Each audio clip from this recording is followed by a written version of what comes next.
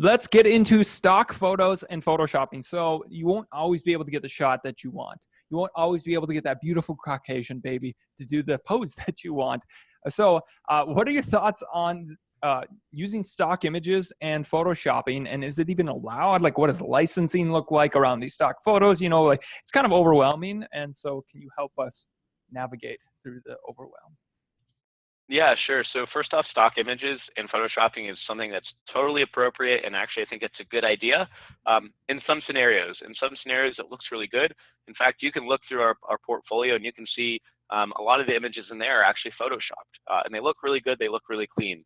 What this is going to be determining on is if you actually have a designer that can make it look good, and that is a little bit easier said than done. Like, anyone could use Photoshop, or you can go into Paint and like draw a cropping image around the product and try to make it look good, but it's probably not going to look good. It takes a very talented designer to make a stock image look good.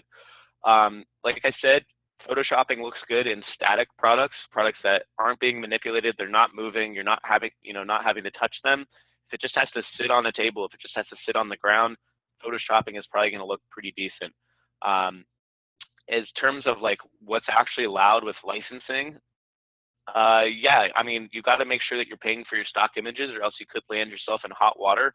But you can go on to like Getty Images or Shutterstock, any of those. It's going to be a little bit expensive, and you're probably going to have to pay per photo.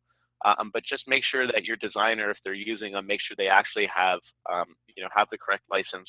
I know a lot of freelance designers, like, we pay a lot of money a month for our Shutterstock account. Like, it's probably like $700 or $800 a month for the unlimited version we have. And so like, if you're going with a freelancer and they have to pay like $10 an image, if they're not charging you for that stock image, there's probably a good chance they're like using some workaround. So just be kind of careful with that. There's a good chance it's never going to come back to bite you in the butt, but like you could end up in some trouble. Okay, so how does that work? So if you guys make a design for me with your license for Shutterstock, then now am I good? How does that work? You're totally fine. As long as like the person who's using the image has paid for that license, then it's totally fine. And we're just giving you the images. You own the images. You can use them however you want. But yeah, that's totally fine. Good to know. All right. So Photoshop, don't do bad Photoshops unless it was funny. And you're selling in a funny market, and it adds. If it adds to the value to have a shitty Photoshop, maybe do it. Yeah. And the thing too is like, be honest with yourself. Like, show your image. Like, if you go to a freelancer, and that's fine, like you don't have to use our services, but if you go to a freelancer and they kick back some lifestyle images, and you're like, I think these look good, go show them to your mom. Well, maybe not, because they won't give you honest feedback. Yeah. But go to someone that's actually going to be very brutal with you and be like, hey, does this actually look good? Does this look legit? And if they say no, then either think about maybe not using lifestyle, or maybe going and shooting real lifestyle, or just using infographics. Yeah, or just go to Reddit, and however good it is, they'll just tell you it looks like shit. And so that's another good way. Anyways, all right, great. Thanks for the awesome tips. And now you guys know to Photoshop or not, and how to get. Oh yeah, for stock images. So Shutterstock is what you suggest. Like if somebody were to be going on their own.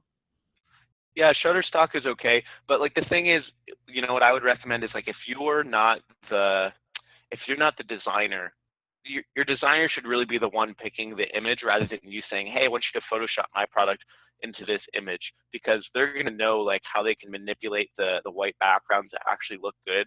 So that should be, maybe if you're hiring a designer, that should be one of the qualifications, is like, are you experienced in going to a stock image account, pulling those images, and then Photoshopping a product into the image? Like, they should be doing that, really, not you. Okay. You might give them some inspiration. It's like, oh, here's maybe what I want the kitchen to look like. And you go to Pinterest, or you go to Google, and you say like, here's some inspiration, but you need to go on Shutterstock and find something that's like similar to that can work with the product orientation that we have. Oh, yep. Okay, I see what you're saying. So I've actually used Shutterstock myself as well. And I did a lot of my photos, not anymore, but back in the past. So, okay, that's good to know. But yeah, so if you guys have any questions about using stock photos, I suggest Shutterstock down there. Obviously, Anthony suggests you get your designer to do it. And then, bad Photoshop if it makes sense.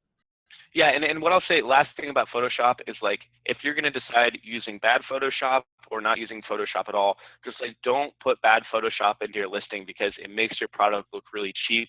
It's not going to build a lot of trust for your brand. If someone can look at it and it's just like, this is very clearly Photoshopped, just don't put it on your listing. That's my professional advice. Awesome. Sweet. All right. Well, thanks. I appreciate it. And yeah, I'm sure everybody else does.